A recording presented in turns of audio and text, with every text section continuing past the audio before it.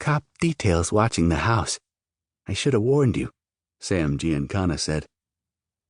Balding, paper-skinned and sickly, the 67-year-old former boss of the Chicago outfit picked his way down the basement stairs ahead of Nicky. "No shit," said Nicky. "I didn't see it." The tan Coronet sedan had been parked on the opposite side of South Winona Avenue, 2 houses back from Giancana's brick bungalow. Nicky had been sitting low in his '74 Plymouth Satellite, parked 4 houses down from the unmarked Coronet, long enough to see Giancana's daughter and her husband leave with 2 outfit guys Nicky knew but not well, Butch Blasey, a long-time Giancana confidant, and Chucky English. The wine must have flowed at dinner, because everyone looked happy as they paired off into their cars and drove away. 10 minutes later, the Coronet came to life, swinging around in a U-turn and leaving its post well before the end of its midnight shift.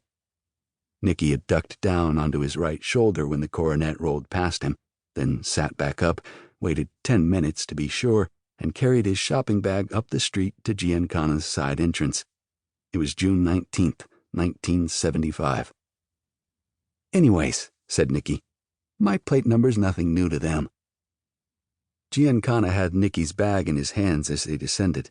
2 steps in front of and below Nicky, Giancana's ashen scalp showed blemishes of aging through his wispy hair.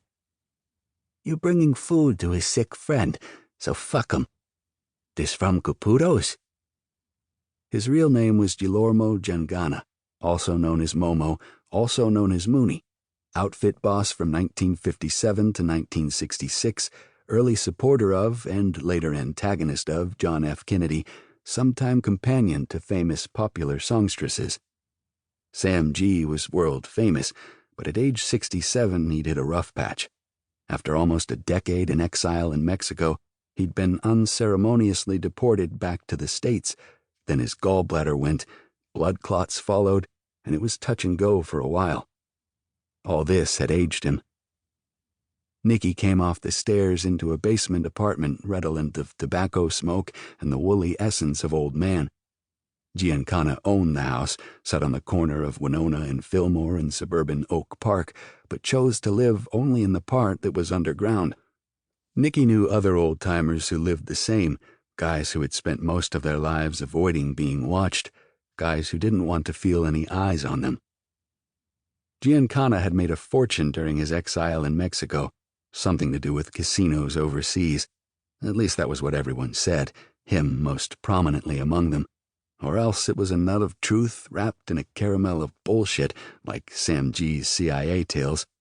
Globe-trotting multimillionaires with CIA connections rarely live in their basements. That said, he had it furnished with everything he needed.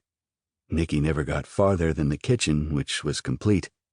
Through one doorway he saw a television and a humidor, some framed golf tee flags on the wall, a coat rack on which hung a fedora like the ones he wore when he was the boss.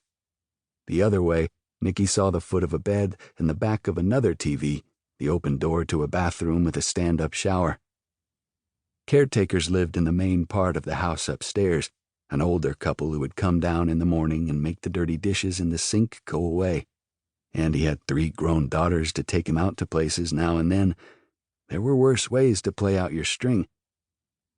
Some people, not Nicky, wondered why a guy with money like that would return to the city he used to run rather than anywhere else in this beautiful land. Some people thought it strange, even suspicious, but Nicky understood. Home was home. It was the streets and the language and the people you knew. It was the markets and the food. It was the familiar. But it was still some questionable decision-making.